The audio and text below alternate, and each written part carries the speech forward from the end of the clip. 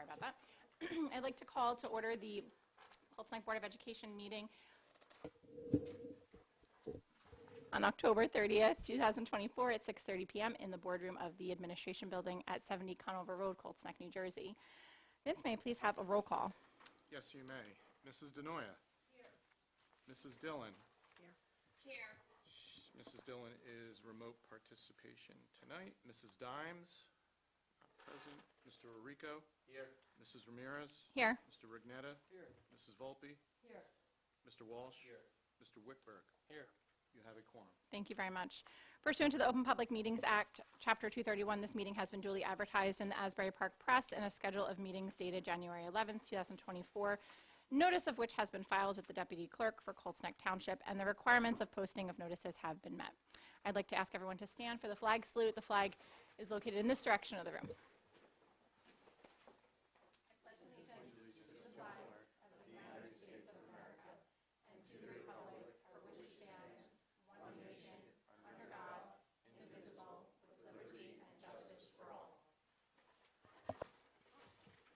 All right. Allison, would you please read the Colts Neck mission statement? The mission of the Colts Neck Township Schools is to empower and inspire students to be confident, creative, self-sufficient learners who maximize their strengths and talents and contribute as responsible participants in their ever-expanding world. Thank you very much. All right. So moving along, we will move to the approval of our minutes. Can I please have a motion? Kevin? Any? Are there any questions or comments about the minutes on the agenda this evening? Nope. All right. Vince, may I please have a roll call? Yes, on approval of the minutes. Mrs. Denoya. Yes. Mrs. Dillon. Yes to June 12th and 26th regular meeting minutes, but abstain from the rest as I was either virtual or not in attendance. Thank you. Mr. Orico. Yes. Mrs. Ramirez. Yes to all but the June 12th executive session. I was not here for that. Thank you. Mr. Rignetta. Yes. Mrs. Volpe. Yes. Mr. Walsh. Yes. Mr. Whitberg. Abstain. Thank you. Motion did carry. All right, thank you very much.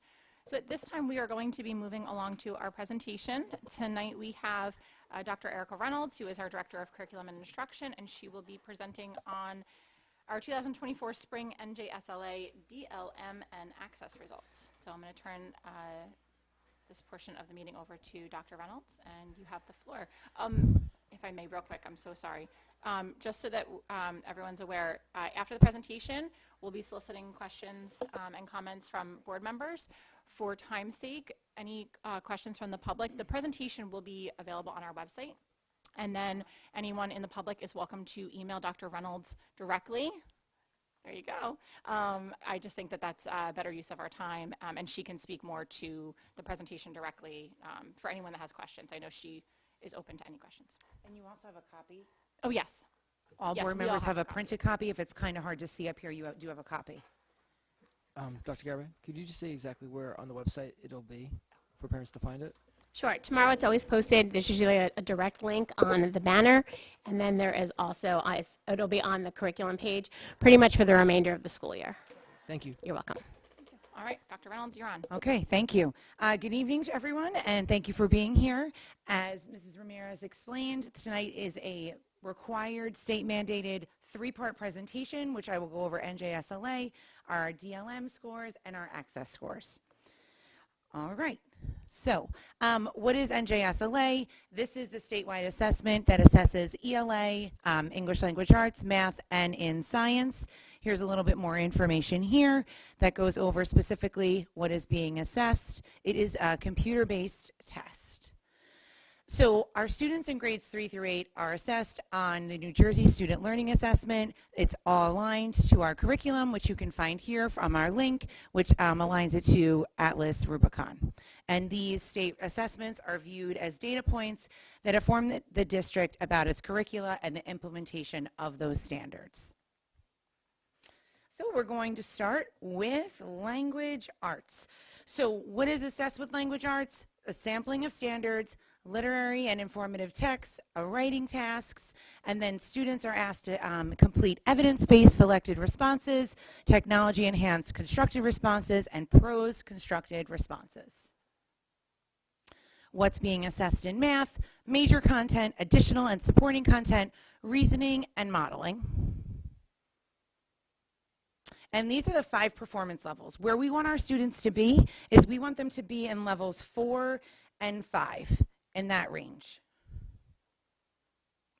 Okay, so in participation rate, and this is participation rate and proficiency for a district is calculated not only by the proficiency level of the students who participated in testing, but also by the ratio of participation of all eligible students.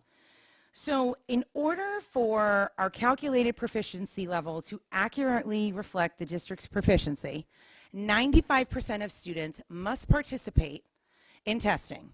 In the event that that does not happen, the districts must recalculate their proficiency. So here's an example of we had 600 eligible students, okay, and 95% of that eligibility is 570 students. The tested population is 550 students, which is an 8% refusal rate. The population meeting or exceeding proficiency, which is level 4 or 5, is about 400 students. So the actual proficiency is 72.5%, that's highlighted in yellow, and that calculated proficiency, as per state calculations, comes up to 70%. So in yellow here, this results in a loss of 2.5 proficiency for the district, translating to 18 of those students who refused being tested counted as not proficient. So that means they were not counted as a 4 or a 5, even though that they did not take the test.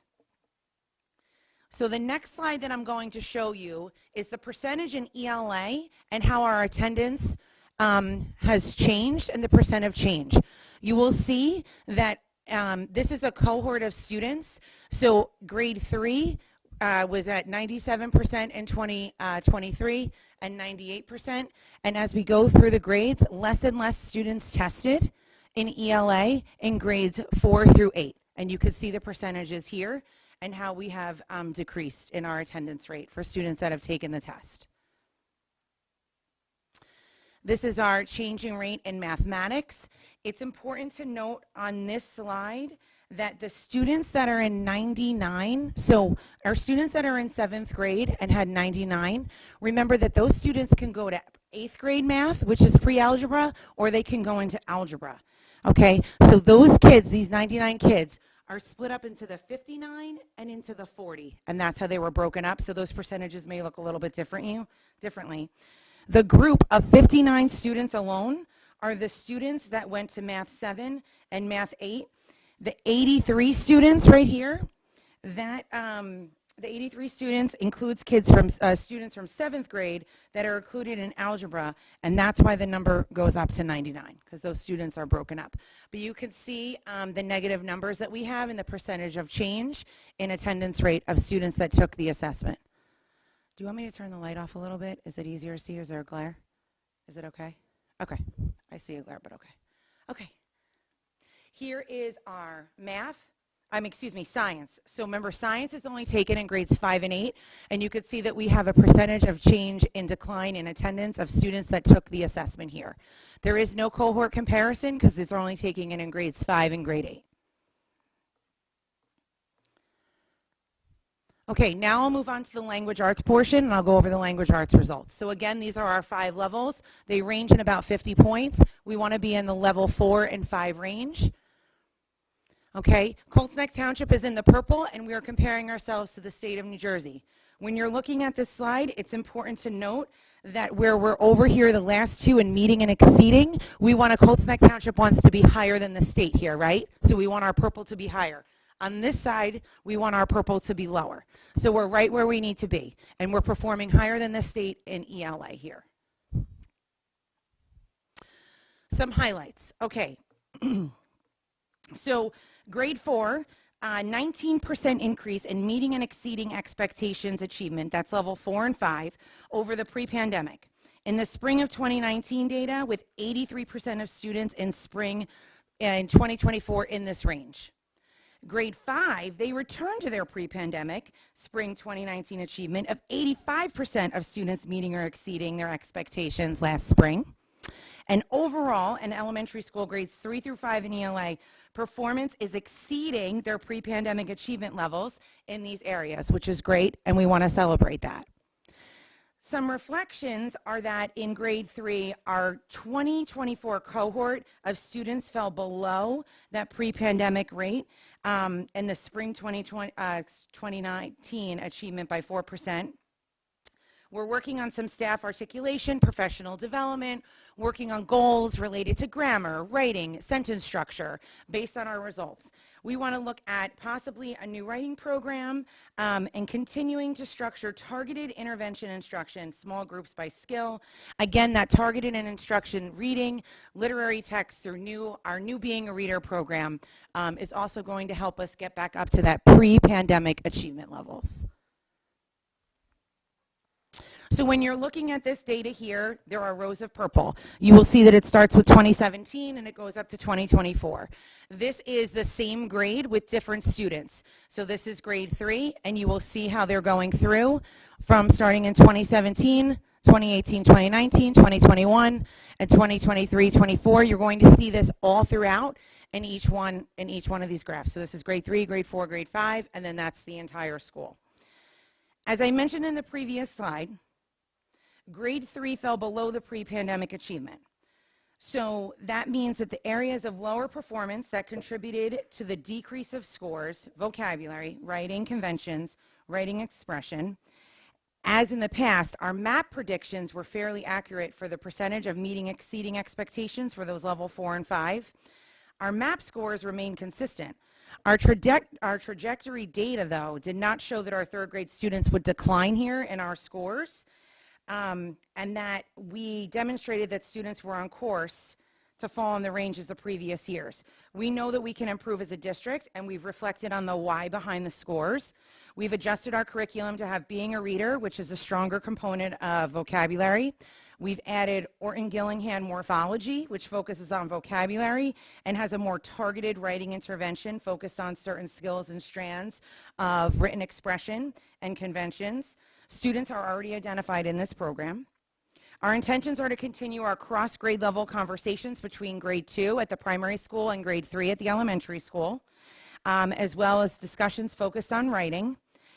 In looking at our 21-22 cohort of students who did well on NJSLA and the first post-pandemic testing group, it is worth noting here that that particular group and their math scores were higher after the pandemic, and they continue to stay on track in the years since. So we are looking and evaluating that.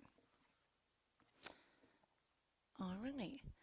So for Cedar Drive, we're looking at our pre and post pandemic here. So highlights, grade 6 and 7, meeting and exceeding those expectation levels. They're exceeding their pre-pandemic levels. Grade 8 showed an increase in performance in the following strands: writing conventions and writing expressions. You see the plus signs here.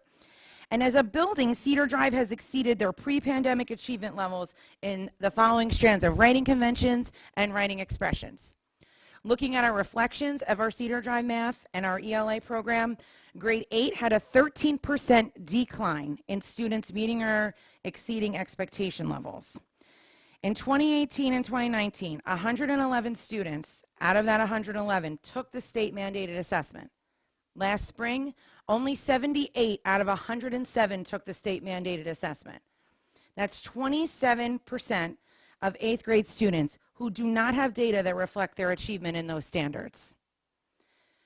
We are looking at targeting instruction across grade levels in the areas of reading, vocabulary. We're targeting instruction in grades 7 and 8 in reading, literary, and informational texts. And we continue to implement the on-demand writing experiences across grade levels. Okay, so here's our data with grade 8, grade 6, grade 7, grade 8, and that's all the grades. Remember that this is the same grade, different students, and this shows the percent just like we did at elementary school with meeting and exceeding. So this is the percentage of students that are scoring a level 4 and a level 5.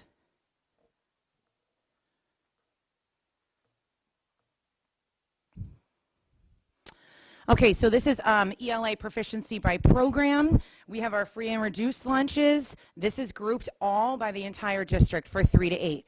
So you could see our percentages here for free and reduced lunch, section 504, our ELL or ML, our special ed students, and our general ed population. You will also see our proficiency by program for our military students. This is important to note. This is approximately about, out of our whole district that took the assessment, it's about 38 students here. All right. And this is our proficiency by race, and looking at our percentages there.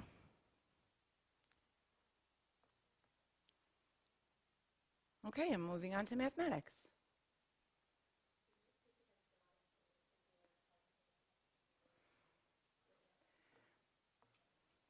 That's a great idea. Yeah. You go first. No, you can. I do, but I was just soliciting first. Go ahead. I just wanted to ask a question. There was a considerable drop of students not taking the Correct. test. I always respect the parents' decision of keeping them out of the state testing. I Right. too once, opted my child out of this.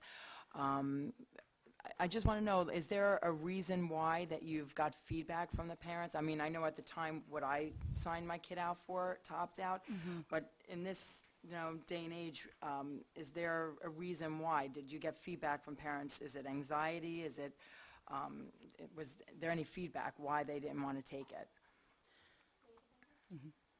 I think it's a variety of reasons. I think that we'll get some of the refusals because there's not like an opt-out. You'll see we're reporting on the DLM, which is for only about 1.5% of the population who qualify because of their IEP. Okay. Right. Okay. Yeah.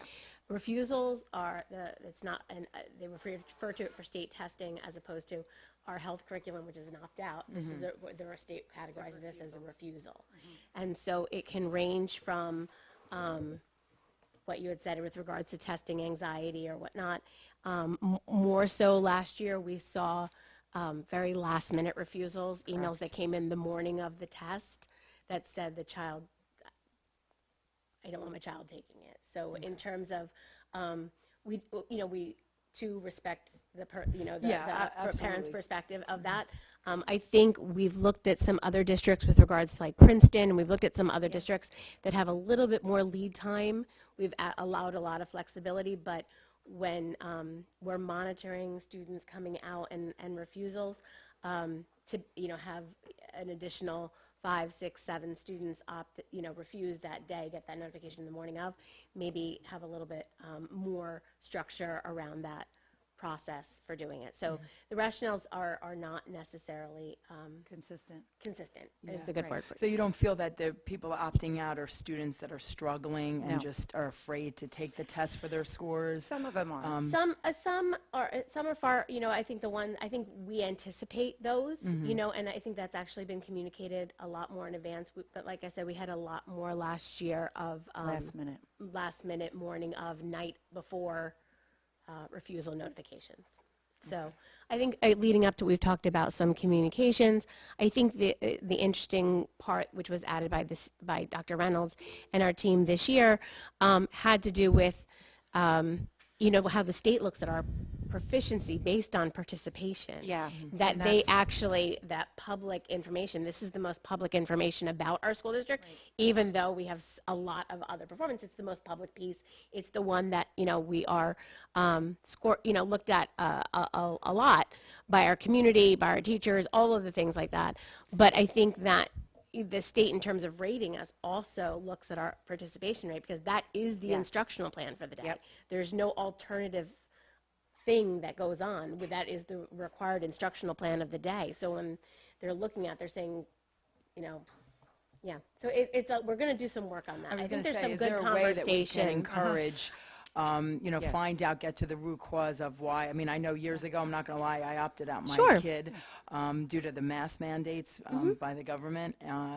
But there's none of that going on now, so I'm just curious if we could dig deeper to try to get the kids to take it, and maybe improve. I feel like maybe they're struggling and they don't want to take it because of those reasons. Yeah, and encouraging them. I think that a lot. We had some great results last year. I know I don't want to steal your thunder. We had some great results with some work by our teachers last year who put in time, and we're excited when Yeah, they got the that's what I mean. results It's back. And having It those is. conversations when they have that. That's an exciting moment for a student and teachers when they get that and say, "Hey, so look how you did here."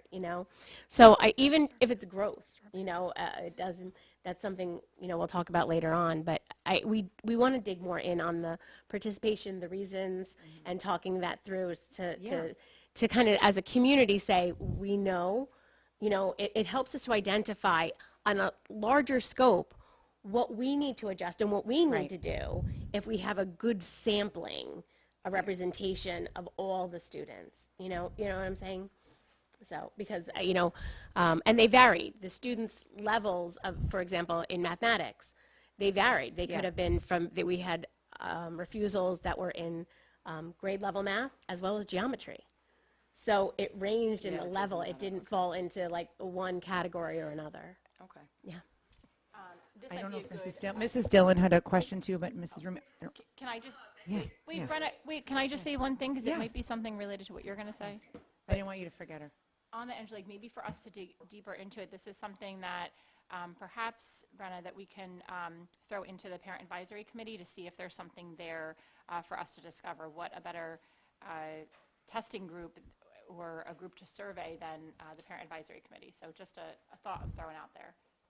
Or I think we're kind of coupling it with Coffee Chat now, but if we ever did separate Coffee Chat out, maybe one could be on, something with the standardized testing and why we're seeing opt-outs or refusals. Yeah. Okay. Sure. Oh, Kevin, your microphone. Microphone. And then Start Brenna, over. we'll go to you next, Brenna. Is he on? There you go. Proficiency in the ELA third grade, I think it's disconcerting a little bit. Obviously, you're looking at new curriculum to improve the writing and Right, we have that. grammar. We have that now. Yep. So what's targeted for the next academic year to solve that? Can I speak to that? Sure. The areas of vocabulary, writing, expression, and writing, there were 3 areas that you're able to hone in on with regards to those skills. So those are So it areas was that we are vocabulary, writing, conventions, writing, expression. correct. Those were 3 The 3 areas, areas. that the students in the topics that you spoke about in the beginning, that where they're all assessed, those are areas that we're focusing on this year. We're also we're looking at what in addition to our in-school programs, the after-school programs that we offer, and being able to provide another layer of support for the students moving into the 2025 assessment.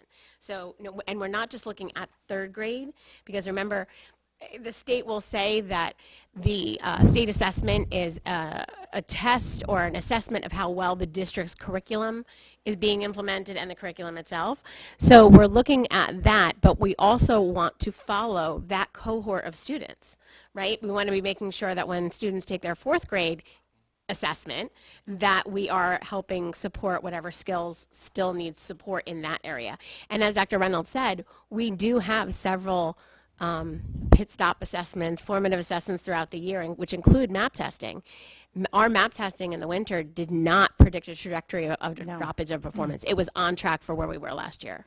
So based on the students, we adjusted accordingly to meet the individual students' needs. So again, we're going to ask we're asking, was it, sampling of the test? Was it something like that? So we're really looking at it. So we know we can do better than we know the students and things and teachers are able to It's a matter of have a just dev writing representation. and I used to get a notebook when I was a kid, and they'd give me reading or writing assignments. We actually had to write cursive Is that happening in the school district now? We have handwriting, but they're not assessed on cursive in this. But Yeah. yes, they are writing. And they So- have their writer's Yeah, notebooks they have in their writer's conjunction with notebook. our So writing program. We've adjusted our curriculum to being a reader, which has stronger component of vocabulary. We added the Orton-Gillen hearing morphology, which focuses on vocabulary. We have a more targeted writing intervention focused on certain skills and strands of written expression and conventions, and those students are already identified in the program. Yep, and then our intention is, as Dr. Garibay said, to have those conversations with grade 2 and looking at that, but this cohort of students, I just want to remind you that they did well on an NJSLA in the first post-pandemic testing group here, and it's worth noting that that group of scores were higher after the pandemic, and they continue to stay on track in math in the years since. So, Thank you, Doc. yeah, but we are looking into it, yep. Can we go to Brenna now? Sure. Mrs. Dillon. Thank you. I know we've talked about this before, but since the participation was brought up again and how it affects proficiency, Yes. looked into the blue ribbon designation before. That's a big factor, right? The participation levels in testing like this? Yes, that is correct. Okay, and so if that's something that we, continue to want to strive for, we'll have to, I don't know if there's a way to, if it's important to community members also to just kind of spread the message on how that affects, our ability to reach a designation like that. Right.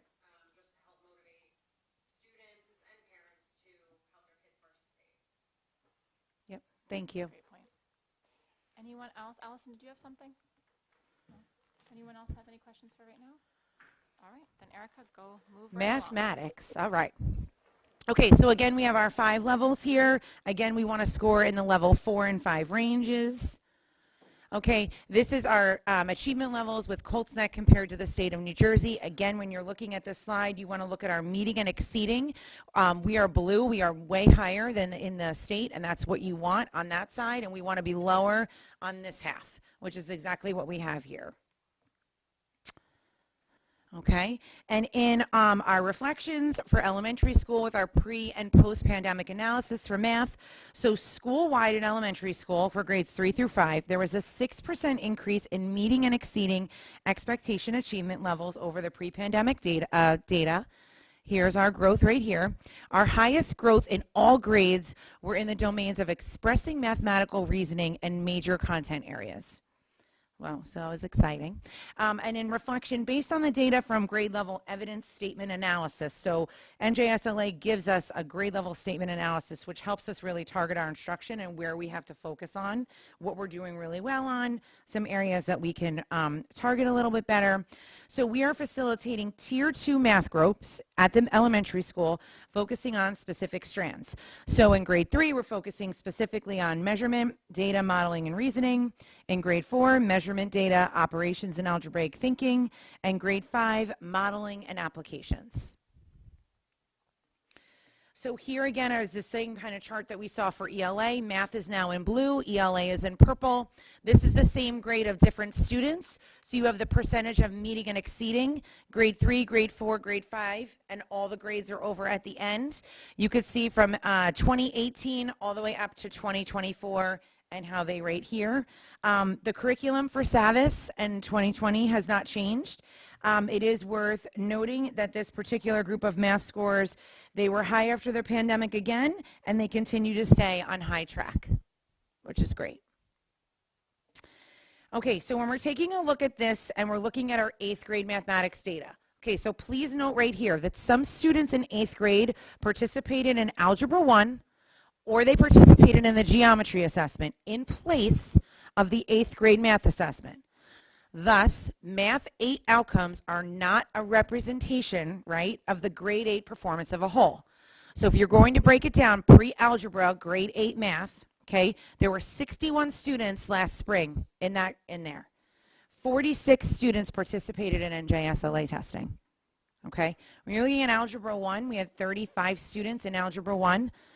28 students participated in NJSLA testing, okay? And in geometry, we had 10 students.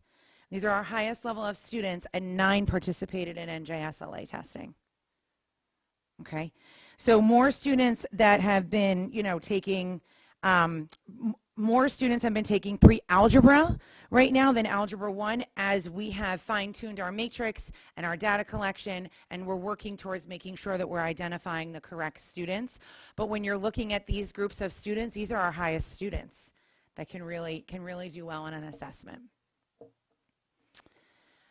Okay, so when we're looking at our pre-pandemic at Cedar Drive, a highlight, we have school-wide, yay, 6% increase in meeting and exceeding expectations, all right?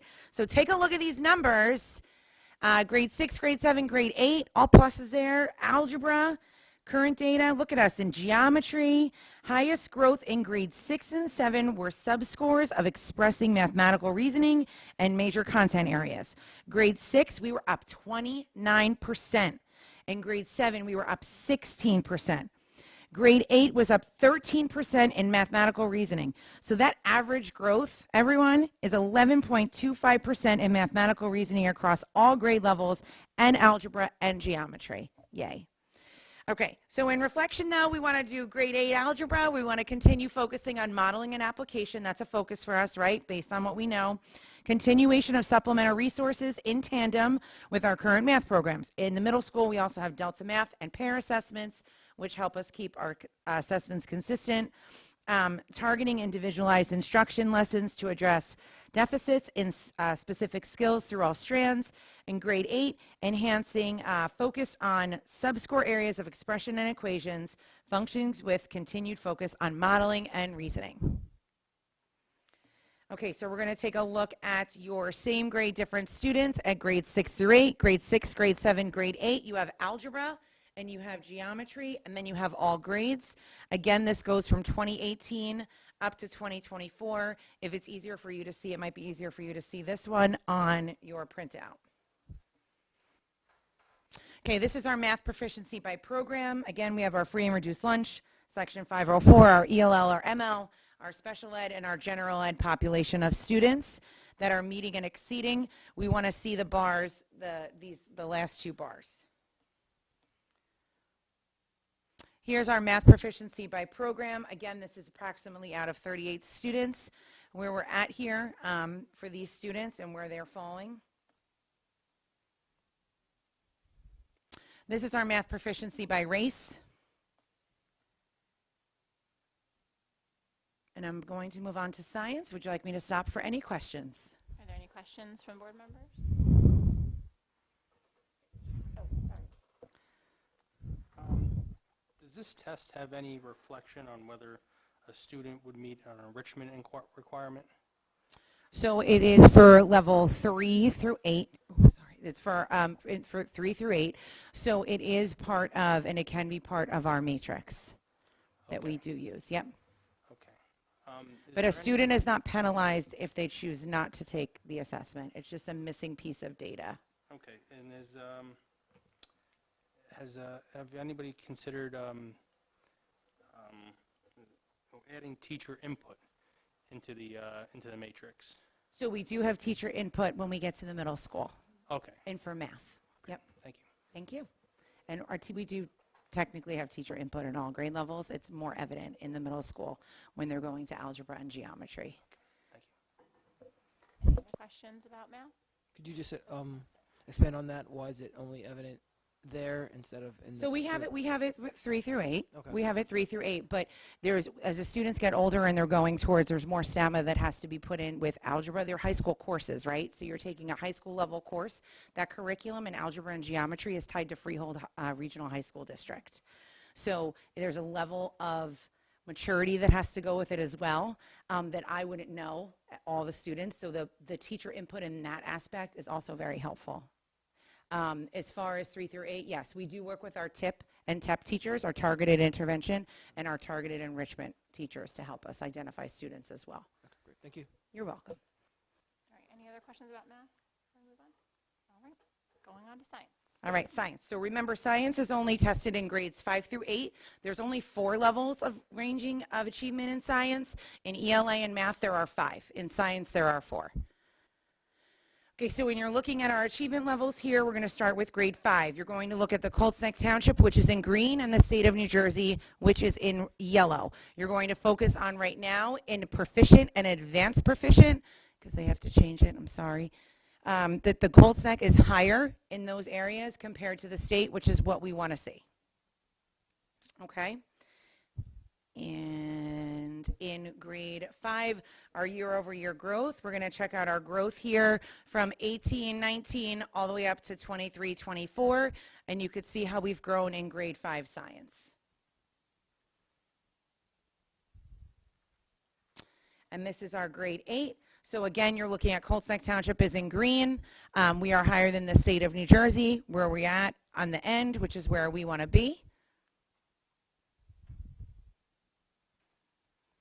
And here are our results from year over year, from 19 up to 2019 to 2024. Okay. So as we have to show you proficiency by race, this is 5 and 8 combined. Okay, here's our proficiency 5 and 8 combined by subgroup. And are there any questions about science? Go ahead, Allison. Yes.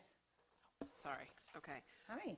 Hi, when we are looking at the achievement levels, In science, hang on, which grade? I'm missing, hang on a second.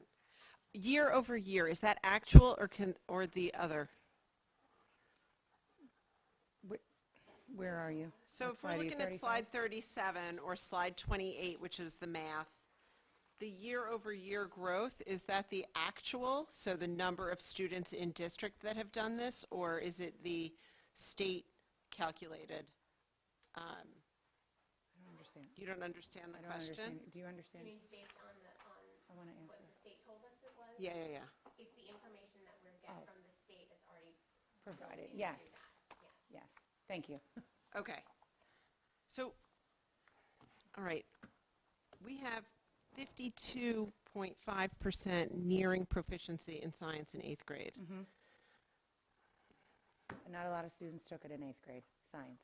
Okay, so that's kind of a bummer, right? I would say across the board. But science has continually been an area of struggle, Correct. testing-wise. So how are we looking at science in our particularly testing years and working to change, raise our proficiency numbers versus nearing proficiency numbers? No, we have revised our curriculum over at the 5th grade and the 8th grade levels. Students are taking the NWA MAP test in grades 4 and grade 7 so that we have data that we can build upon, and science. So they're taking it automatically, and in the fall, they take MAP 1 through 8. And then in the wintertime, 2 through 8, and then it goes down. We go down to grade 1. But in science specifically, we've expanded our MAP testing to get students familiar with taking that type of test online. I've been meeting actually with the science teachers a lot. They've been incorporating a lot of like a do now kind of question that they're not saying this is NJSLA. It's tied to the standards, right, essentially. So they're doing a lot of analysis and practice writing, and it's all cross-curricular. So they're also working with the ELA teachers, making sure that the cross-curricular things are coming across with writing and writing conventions and those kinds of things as well. Yep. May I also add? Yes. I think it's also a good conversation because science is traditionally the last content area that's tested after ELA and after mathematics.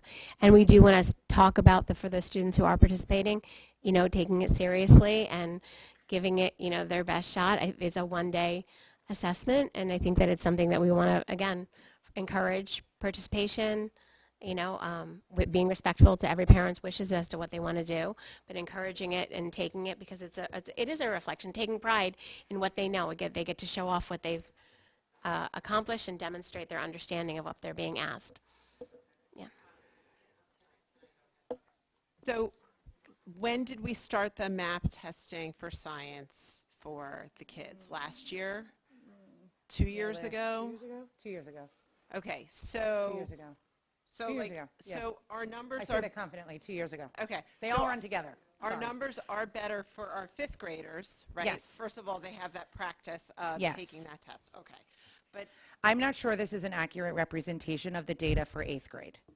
I don't, it doesn't seem, it's not fitting for me. That's what I'm struggling with, like from a data perspective and from like knowing the kids. It's also the end of the year. Right. Like I know what 8th grade is, and everyone at the end of the year, they're like on their way to high school. They're like, yeah, not feeling science, right? Like that's a real thing. So we've all been there, have we not? Okay, so yeah, this is just kind of a bummer. That's all. So here's, I hate to You be know, Debbie Downer. so you had 80 out of 107 students took the science NJSLA. And that aside, so Mary Jane, I just want to make sure I'm understanding. So the science subject is being tested last in that day. That's what It's you were- being tested last out of all testing. Right. Yeah. So- we switch it so every we- year. We I was switch gonna our say, assessment yeah, we calendars. do. Yeah, we switch every year. We Yes. rotate because the We're gonna teachers get rotate. pretty, Yeah, they I like don't- their content area is the most important. Yeah. So we try to go back and forth and change. So every year we rotate, to be fair. Okay. I don't really know if it makes it. No, and I'm not sure how then we were able to capture it, right? Because they're not capturing it, Capturing what? whether or not the rotation is helping. Oh, Like that's, I don't think I that's don't know if they're reflected rotating. everywhere here, or if it is. We like Yeah. Maybe. it's making everyone happy. Yeah, so we're okay. Doctor, is there a correlation between your reading and writing and the science? Yes, requirement? because there is a writing piece on there where they have to type. There is a reading. They have to read different passages, analyze. So it's all very cross-curricular. So our new Being a Reader program at the lower level for K through 5 has a huge nonfiction piece, which is I'm hoping will try to help resolve and fill in some of those gaps there. Also, I think we use also, IXL for science as well. We've upgraded and got that as well for students to practice those types of questions. And if you do not get the question right, it will give you an answer and it'll explain it to you and have the students do it again. And that's part of our non-required summer work that students can do as well. Yes. Yep. And we just finished our NWA map our fall. So what happens now is we just got notified, they just connected our map scores to the IXL, and so now we have skill plans. So you may be focusing on something completely different than Mrs. Denoya, and that's okay. So when you log in, you're focusing on your specific targeted work, and that's also going to be aligned with science as well. You're welcome. yeah, and I think you had talked about 5th grade having an upward trajectory, and I think that's very deliberate as well as we're learning more and spending more time with our innovation lab as well as our sci lab, right? And they work collaboratively. There's been a lot more emphasis in that program in that coursework in reading and writing informational text, and so that's you're seeing, as to your point, Mr. Walsh, a lot more infusion of literacy into that as well. Anyone else have any questions? No, I just have one more. As far as the military students go, again, looking at, accurate data here. So those families, we know they move a lot. And so Transient. how does that, I can't imagine that this is as accurate, anyway, as our other data. And so I understand it's a smaller number, which actually impacts the data even more greatly. So, Right. it's in there. I know it has to be in there, Yes. but as far as what we're seeing with the actual students, do we feel that this is an accurate representation? For our military population, yes. Okay. Remember, they are transient, so they do move around a lot. So we usually only get them for about 3 years, and we're so sad to see them leave after that. And we did have a big PCS. I said that right, Ida? Change of station. Yes. I'm learning all the codes. I've gotten good now. But we had a big PCS last summer, which was sad. We had a lot of our students leave, and now we have a new group of students. Yeah. Okay.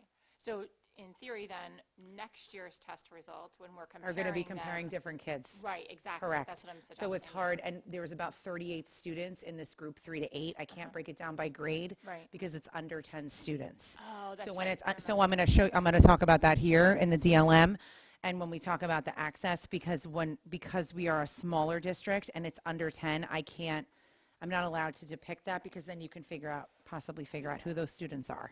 So for their safety and privacy. Right. Understood. Yeah.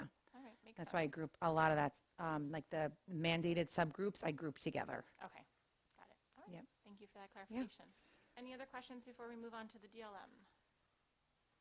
Okay. All right, so the DLM test. So the DLM is an alternate assessment, okay? And this is for students with significant intellectual disabilities in English language arts, math, science. It's called the dynamic learning maps, okay? And this is used in the year-end model subjects tested.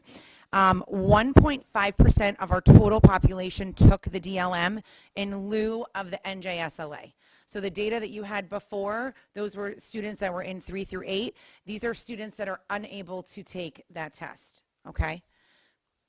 So the number of students for reporting is a minimum of 10 as per suppression rules applied to student data to protect student confidentiality. I have to complete this report. So technically, this would be a separate presentation, but we do combine it here, so that's why it was like 3 together, so we combine ours together. So our DLM, there are different categories, okay? So we have emerging, approaching to the target, at target, and advanced. Students in grades 3 through 8, including out-of-district students. So these are students that are not placed with us, okay? As well as students who participate in self-contained special ed programs. So we had 10 students last spring that participated in a DLM assessment. Every grade level has less than 10 students. Therefore, we cannot report the scores by grade level. So the graph on the next slide is going to show district-wide how we scored on the DLM in grades 3 through 8. So this is our ELA DLM scores, and this is scoring from grades 3 through 8 and where they scored. Okay, here's our math results. And we did not have science because we did not have any students that were in grades 5 through 8 that took the DLM, okay? So that's why there's no science. Any questions on DLM? Okay. Oh, I'm sorry, just a quick question. Sure. So I know that for the purpose of public reporting of this Right. and presentation, we're not breaking it down. But as far as what our district looks at to see if there's gaps being missed with our students, For DLM specifically? and honestly, even for NJSLA, because I didn't think of it until you got into this, with those students that have such small numbers, is that something that our district does? They look at those individuals to say, okay, are we missing something here? Are there gaps here? yeah. Just because we're not Yes. reporting out on it doesn't mean that we're like, well, they're all grouped together, so. No, we know who those students are. I'm Okay. just not sharing that with you. Yes, okay, got it. Thank you for that. You also see it sometimes you'll see, especially during the budget time, that our resource rooms will sometimes have different programs that they're using, which is like an ancillary or subsidiary supplemental program to the grown-up, or it might be something that in the middle school they're still using a program that's very skill-based at the elementary school because it's at what the students need and at their level to progress them through the standards as needed. So we customize a lot for a lot of our programs and for our Yes. resources And of if our you ask students. any teacher in this Right. district, they know exactly who those students are and what they need. Yeah. Oh, yeah. Okay, so access for ELLs. Okay, so terms to know on here. Access is, so you have access, you have WIDA. So WIDA develops the access assessments that all multilingual learners take. It measures academic language in 4 domains: listening, speaking, reading, and writing. This is administered to all students in K through 8, coded as multilingual learners. So prior to this year, students were coded as ELL, as English language learners. They are now called multilingual learners. So they're identified as ML learners. Okay, and these scores reflect proficiency from level 1, which is entering, to level 6, reteaching. Some terms to know: multilingual learner, which formerly ESL, newcomer, who is a student who's new to the U.S., English as a second language. Those are the services designed to improve English. And an ESL teacher does not have to speak another language. Our ESL teacher does, though, just so as a fun fact for you. Access proficiency scores, these are our scores. These go up to 6, and you could see that they describe the student's performance. So here's our access results in grades 1 through 8. So these results are based on 16 students in grades 1 through 8. This is a little bit different because this test that we were talking about before, those assessments, we're assessing students in grades 3 through 8. This assessment is assessed in grades kindergarten through 8. Last year in the spring, though, we only had students in 1 through 8 who were tested. So that means we had no kindergarten students. okay, who tested in the spring. Right now, when you're looking at our scores, there were no students that scored at a level 6 because students are exited at a level 4.5. So our students that would be exited out of the, to work with our ESL teacher are exited out in that 4.5. If we continue them for another year, we would probably see them score between a 5 and a 6. These two, there were 2 students at a level 5, and those students will be monitored for 2 years to see if they can exit throughout the program. So a multilingual learner accomplishment. So the proficiency level talks about the 6 English language proficiency levels. So our ESL teacher services all buildings, and she goes and she uses a pull-out and a push-in class time to instruct those students. And last year, specifically for grades 1 through 8, this year we have 12 identified students. So that's what she's focusing on this year. We have less ML students than we did last spring, okay? Although the ESL teacher does not need to speak a second language, she is fluent in Spanish. She translates communications home, in-person meetings and conferences. Just so you know, we have students right now in our ESL program that speak Russian, Slovak, Georgian, and Spanish.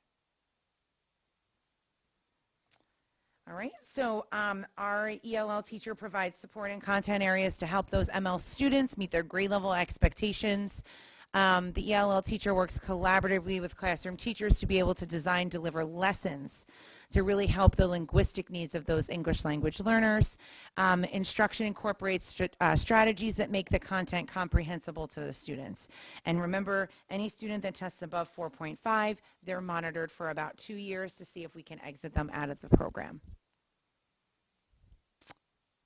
And that's all. Any other questions from board members? Go ahead, Allison. For our multi-language learners, Yes. the NJSL, is that in their native language? So yes, so it depends on when they've come, if they're a newcomer. It depends on when they've entered the country, actually. So we do have Spanish dictionaries that they're allowed in. We do not have any students in this district that take the test in Spanish. But we can have the directions read in Spanish, and they do have the dictionaries in their language. So we have the various dictionaries that are here to assess those students. But we are not a district. There are NJSLA assessments that are available in Spanish, and we do not have any that take that. Okay. You have to bid. It's when your entry date is with the country, and so we don't have that. So it's Spanish or nothing? There's nothing for our Slavic-speaking learners? Well, we can talk That's to a the state level That's a thing. state. I'm just asking the question, that's all. The answer is no, and it's a great question. The answer is no. Question. The one thing that is a point of as districts throughout the state are presenting is that you can have a student represented in multiple subgroups that are reported out. There's a subgroup of free and reduced lunch, ELL, special education. You could have the same child three. represented 3 times Yep. in all data profiles Yep. if they fall into the categories and meet the criteria. So that is something that you watch, and that's why we'll talk a bit later about why it's so important to know your students, know what their needs are, and where they are falling in perspective and in ratio with their chronological peers. Yeah. Any other questions for Dr. Reynolds? All right, thank you so much. Okay, thank you. Thank you. And again, just a note to the public, if you have any questions, this will be on our website. Yep, Please tomorrow. reach out directly to Dr. Reynolds with any questions. She'll be more than happy to Great answer. questions, everyone. Thank you. Thank you.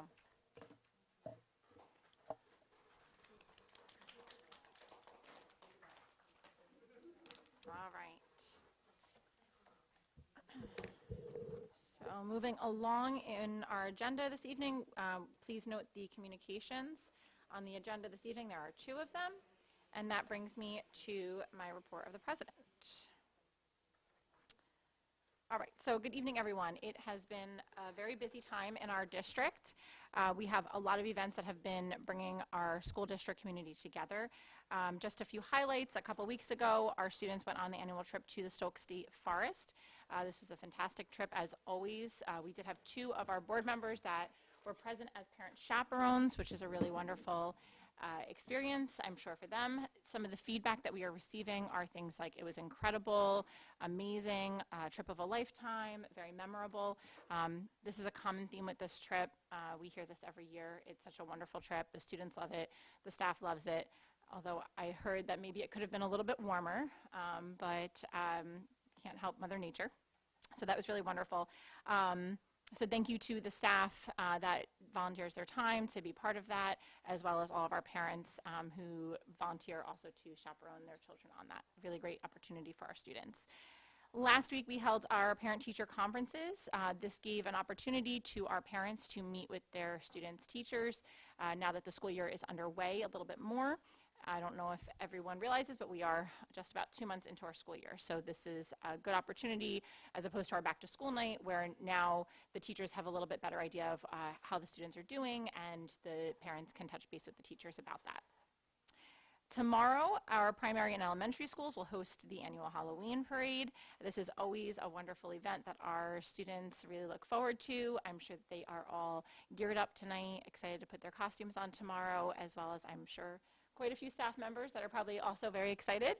And I'm sure that we will have pictures forthcoming about that. Looking ahead, I am honored to be able to attend, except this is my formal acceptance of a special Veterans Day event at the Cedar Drive Middle School, which will take place on Veterans Day, November 11th. This is organized in conjunction with the Township Committee, the Women's Club, and the Colts Neck Recreation. We will also hold another Veterans Day event on this campus for our primary and elementary school students, and that will be the joint event with the two schools, and it's to honor our veterans who have served and also work as an opportunity to teach our students about Veterans Day and the significance of it. Very meaningful way, both of these events, to recognize the service and sacrifice that our veterans make for this country. Finally, a quick public service announcement. Early voting is underway. You can vote now, which started on October 26th through November 3rd at the Colts Neck Library. And Election Day is Tuesday, November 5th. Please make sure to vote. Fun fact for those of us who are not aware, there are 4 Board of Education seats up this year, and there are 9 candidates running. So make sure that you go, you have your voice be heard. And a second public service announcement to all the parents and teachers during this candy rush. May your Friday morning coffee be very, very strong, and may your parent tax stash be well hidden. And with that, have a safe and happy Halloween, and we will see you in a couple of weeks. Thank you, and that concludes my President's report. We will move on to our committee reports, which really, I'm going to keep reminding the public as well as board members of this as we move forward with the committee of a whole. We'll touch base with the ad hoc committee and then just our liaisons. So, Vinny, do you have anything for the ad hoc? Just a couple things. The Cedar Drive Middle School Talent Show will be held Thursday, November 14th from 7 to 8 p.m. The Cedar Drive Winter Concert's not for a little while, but just letting you know if you want to put it on your calendar, it'll be Thursday, December 12th from 7 p.m. to 8 p.m. And the Cedar Drive Hershey Trip fundraiser will take place at the Chipotle in Eatontown, and that'll be on Monday, December 16th from 4 to 8 p.m. And I'll keep reminding you at subsequent meetings, but just so you guys can put it on your calendar. The Colts Neck Travel Baseball tryouts will take place Saturday, November 23rd, which will be held at Ghost Lab, which is an indoor facility in Eatontown. It's $15 per child to try out. To try out to sign up, go to go.teamsnap.com/forms/457547, and that'll be held from 12 p.m. to 5 p.m. for 7 to 11-year-olds, and they'll assess pitching, throwing, catching, hitting, fielding, and if you think your child is really proficient in the sport, they can also try out for an age above. Thank you. Any questions for Vinny? No? All right, let's move on to our board member liaisons. Brenna or Allison, do you have anything for the Parent Advisory Committee? So we had our first meetings 2 weeks ago on the 16th, the morning and evening session. They were well attended. They went great. We collected, top priorities from all the parents who attended. We gathered those notes, sent them out to the parents who signed up, and asked for additional feedback. And I'm not sure if Dr. Garabay sent out the no, but we will be announcing our next meeting date probably tomorrow, and that will be November 21st, morning and evening session once again. Thank you. Any questions for Brenna about Parent Advisory Committee? I have one question for you. I touched base on this last meeting, I believe, but have we had anyone reach out? I haven't seen anything, but have we had anyone reach out in addition to those initial 40 looking to join now, or no? No. Okay. No, we haven't. Okay. All right. Any other questions for Brenna? All right. Cold Snake PTO, Amy is not here, and I don't have anything from her, so I'm sure she will report out on that next meeting. Township Committee. All right, I got a lot, so bear with me here. So we still have the free rabies clinic going on November 9th. That's from 9 to 10:30 at Bucks Mill Park. There is Breakfast with Santa to raise money for both firehouses on December 14th and December 15th. I'll be sure to continue to update on that at 9 a.m. and 11 a.m. Well, there's going to be 2 different seatings for those. There's also, as I stated last meeting, they are still soliciting for volunteers for their boards, commissions, and committees. So if anybody feels so inclined to sign up for that, information's on the township website. There is also, the township committee is working to put together affordable housing plan for the new year. So that's exciting. All right, that's actually it. It seemed like a lot more when it was written down. Any questions about anything with the township committee? All right. Kevin, Cold Snake Township Seniors, what do you have? Okay, their meeting is Wednesday, November 6th. I believe it's Firehouse number 2, 11 a.m. Reference to initiative of having our seniors attend our school events and be involved in our school district. Dr. Ridley's had a conversation with Ed Petrosky, the senior citizen president. We're working on developing plans and how that's going to happen. That's more an administrative end with the superintendent and Dr. Ridley, who stepped up and is going to take the lead on that. Okay, great. That's it. Great. Thank you. Any questions for Kevin? No? All right. Allison, what do you have for us for State and County School Boards Association? Last week, the New Jersey School Boards had their workshop. It was 4 days of learning, networking, food, connecting with old friends and new. And I was able to only attend 1 day. So I went to a workshop on ethics, women in leadership, and then an afternoon session on climate and school climate and surveys. The information that was provided throughout the workshop was really phenomenal. Like it's really just such a great week of events. And yeah, so that was that. And then there's a meeting in December. I think it's like December 5th. I'm sorry, I'm not looking at my calendar. That's all I have. Thank you very much. Any questions for Allison? No? All right. That brings us to our superintendent's report. Mary Jane? Thank you. In addition to all of the great things that Mrs. Ramirez mentioned that are happening in the district, I wanted to take a moment tonight to thank and recognize our community partners who continue to enhance our school community by participating in activities throughout the course of our school year. And I have a small list, but with tremendous impact. So in the 2 months we've been here, Mr. Alan Ryan from the Colts Neck Fire Department has been involved with our school district for Fire Prevention Month, giving demonstration in schools, fire trucks at the schools, and learning all about safety during Fire Prevention Month. The Colts Neck Lions Club has been working with our school nurse, Mrs. Kelleher, at the primary school for vision screening at CRPS, which has become an annual tradition here. Kids and Pediatric Dentistry and Orthodontics of Old Bridge, they visit our pre-K and kindergarten classes to talk about dental health and hygiene. Tonight's agenda, you see an approval for volunteer people from the Monmouth County Mosquito Commission coming in to see CDMS science classes. The nursery at Colts Neck for their fall donations outside by our signs. The Women's Club of Colts Neck and the Colts Neck Recreation for their joint efforts for our district for coordinating and sponsoring the Veterans Day program on November 11th at Cedar Drive, which also includes our award-winning New Jersey ROTC from Colts Neck High School.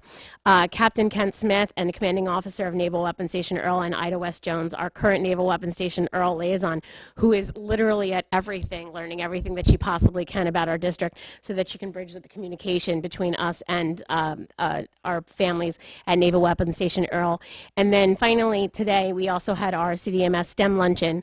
The volunteers who are both current staff members, parents who are in the field of STEM, as well as working professionals in the field who are willing to partner with us for our students. So it is a village. We have a village. We continue to embrace partnerships with members of our community who come forward, who want to step up and do great things to enhance things with our students, and we truly appreciate that partnership. And that is in addition to all the things that our Colts Neck Police and Colts Neck PTO do on a regular basis all the time. So I just wanted to take a moment in just those 2 months to highlight so many of the things that are happening with our community and look forward to all the things that we'll continue to do throughout the school year. I know that Mrs. Ramirez touched on it, but our Stokes trip is truly a highlight for our students. I can't tell you how many 8th grade graduations I've been through where students were reflecting and talking about their 7th grade Stokes trip since we've started here. I do want to give a special kudos to the chaperones, our teachers who go, but also our parents. I know it was cold. I know that we had 2 board members. Mrs. Camera, you were in there. You're always a trooper on the hikes. It's one of those things. And Mrs. McCormick, you're there. You're in it. You're cooking. And it doesn't happen without the chaperones. It doesn't. We don't. And I encourage parents of upcoming 7th graders to join in, give the time. It is an experience, and I'm very proud of that experience, and I always give so much credit and thanks to Dr. Igby, who brought this project to the students at Cedar Drive and to brings it forward and continues to have the energy to drive forward and bring it as an opportunity. And when the students missed out because of the pandemic, went back and cycled back of 2 years, 2 grade levels of trips to make up for the trips that were lost for the students. So it's an experience that we value. And I want to thank the board for continuing to support it, because it is a financial investment, but I think it's money well spent on our students for that experience. So thank you for that. Touching upon Dr. Reynolds, our presentation for tonight, a lot of people will say Dr. Reynolds' presentation. It is our collective presentation, right, of our students. So tonight's presentation of our students' performance on state assessments is a snapshot. It's one piece of data that we use to make decisions about our curriculum, our programs, our staffing needs, our professional development, our budgeting, our schedules, and most importantly, our students.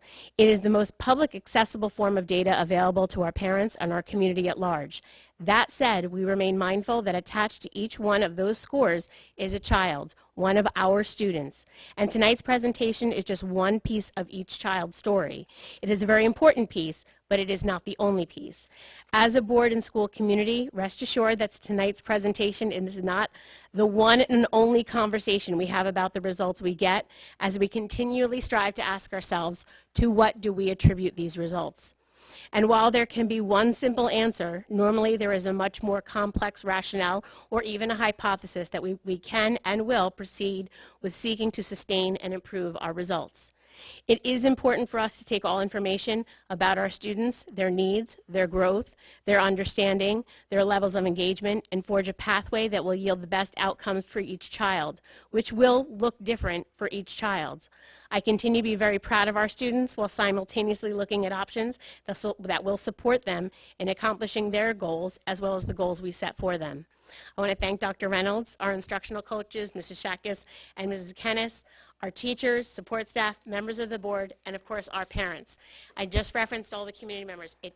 We all take ownership in everything that our students do, and I have a lot of pride in that. Our collective efforts to our commitment to working together will undoubtedly continue to benefit our Colts Neck students as well as our entire community. And that concludes my superintendent's report. Thank you, Mary Jane. All right. We have our 2 information items on the agenda for your notation, and that moves us along to our comments from attending constituents on all subjects. Just a reminder, if anyone's going to get up and speak, to please tap the button on the microphone so that it turns green like mine is now, so that everyone can hear you that is on live stream, and state your name and address for the record.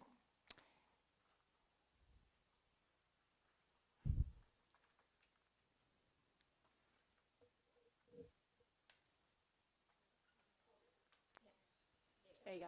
Thank you. There you go. Okay, so I just want to piggyback and actually thank Dr. Rigby and all the teachers as well as parents that chaperoned. The Stokes trip was amazing. In terms of the NJSLA data, I just wanted to make a few comments. To really get an accurate understanding of how our students are performing, we really need to compare the NJSLA not only to the state averages, which, think about it, we're comparing ourselves to Camden and Newark and Asbury Park. We really need to compare to Monmouth County. So the statewide comparisons are too broad, and county-level data provides a clearer, more relevant benchmark for our district, helping us understand our performance in a regional context. So with all the graphs you have, I'd love to see one where we're comparing ourselves to Marlborough and Rumson and, you know, Manalapan and Homedale. Okay, that's all. Thank you so much. Mary Jane, question for you on that topic.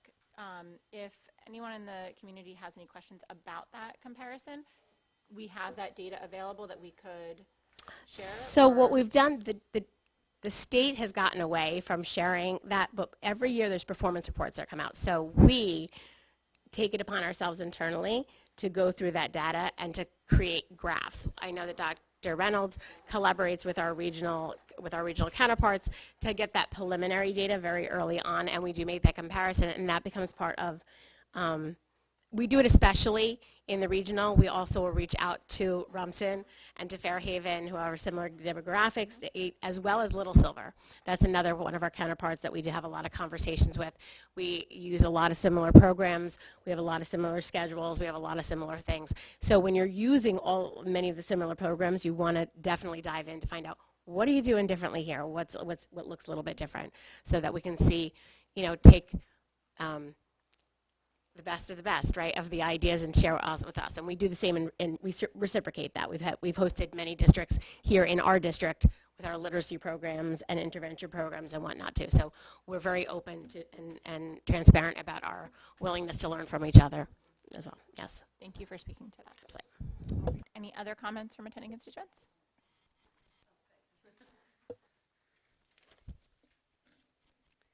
Hi, my name is Mallory Reardon, and I live at 165 Laird Road. I had a lot of thoughts on the discussion at the last meeting about exploring the ability to change our district policy on health curriculum classes from an opt-out option to an opt-in option. I know it's going to be hard to put all of those thoughts into a 3-minute time limit, so I apologize if I talk really fast. My first thought was that the data that I've seen says that fewer than 3% of children in public school districts across the entire state were opted out of these classes. That is for 2022 through 2023. But I'm having a hard time understanding why we would spend board resources on a policy change that probably isn't of interest to that many families. And it feels like a change for the sake of making a statement rather than for the sake of bringing about a real needed change. My second thought was that the casual comments about how this breaks state law were a little disappointing. I think it was something to the effect of, like, other districts have done this, there haven't been consequences, why can't we do the same? And I know that the people of Colts Neck really believe in teaching our children to respect the law and those that uphold it. So if you don't like a law, you can go to your state representatives, you can advocate for your beliefs, you could get involved in grassroots activism, but I really don't want to send a message to our children that you follow only the laws that you like and you disregard the ones that you don't like. And lastly, this is, I think, the thought that I had the most about was that I totally understand wanting to shield our children from certain topics. Like, I'm not the fun mom at home, okay? I limit screen time. I limit the content of that screen time. I do that like it's my job because as a parent, it is part of our jobs. But a public education system is meant to prepare our children for the world beyond the walls of our homes. That's why we do discuss tough topics in history class. That's unfortunately why we hold active shooter drills. And unfortunately, that's also why we need to teach our children how to protect their bodies. When I go onto the New Jersey Sex Offender Registry and put in my address, there's 5 sex offenders within a 5-mile radius. That means they're probably within 5 miles of most of you on this board. Teaching children to know the appropriate names for their body parts, to know what it means for a part to be private, to know what to do if someone touches one of those private parts. Those lessons aren't what sexualize our children. Those lessons are what prevent our children from being sexualized. Please, please, please don't encourage the parents in this district to opt their children out of these lessons. Give the children of Colts Neck the knowledge and the tools to protect themselves or to know how to go to their right adults if something, God forbid, did happen. Thank you. Thank you. Any other comments? All right, seeing that there are none, we will close the public comment section of our agenda and move on to our action items. Thank you. All right. So we changed my agenda here on me a little bit. So I'm looking for a motion to move action items 1 through 4 on the agenda. Motion. Second. Thank you. Any questions or comments about action items 1 through 4? All right, being that there are none, Vin, may I please have a roll call? Yes, Superintendent, action items 1 through 4. Mrs. Denoya? Yes. Mrs. Dillon? Yes. Thank you. Mr. Orico? Yes. Mrs. Ramirez? Yes. Mr. Rignetta? Yes. Mrs. Volpe? Yes. Mr. Walsh? Yes. Mr. Wickberg? Yes. Thank you. The motion carried. Thank you. All right.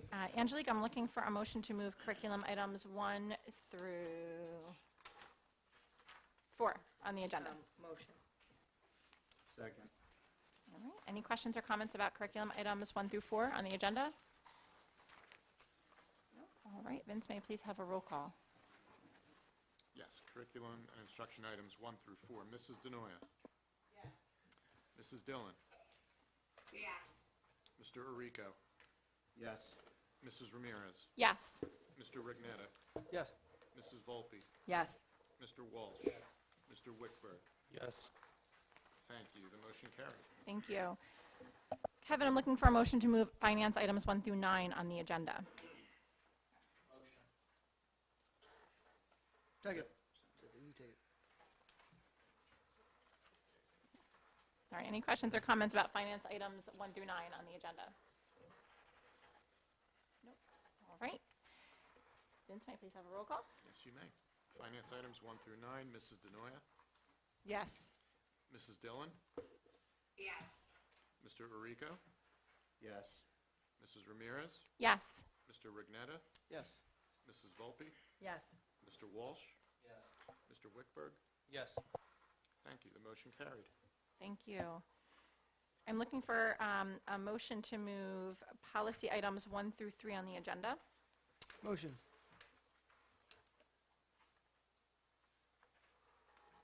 Second. Thank you. Any questions or comments about policy items 1 through 3? No? All right. Vince, may I please have a roll call? Yes, you may. Policy items 1 through 3. Mrs. Denoya? Mrs. Dillon? Yes. Mr. Orico? Yes. Mrs. Ramirez? Yes. Mr. Rignetta? Yes. Mrs. Volpe? Yes. Mr. Walsh? Yes. Mr. Wickberg? Yes. Thank you. The motion carried. Thank you.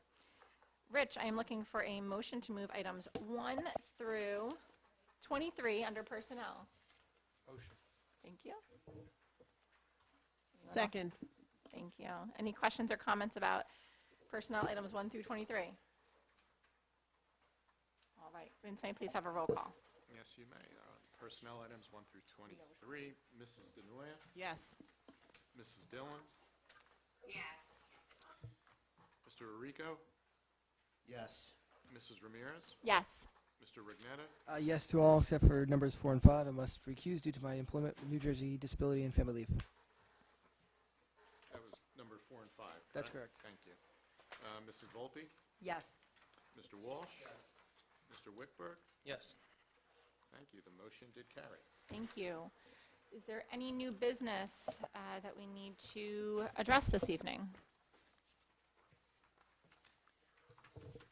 I just wanted to make a comment on Stokes. It's not really new business since we've touched base on it several times. I just wanted to send a heartfelt thank you to all the staff. I'd like to actually list who was on that trip out of the Cedar Drive Middle School staff.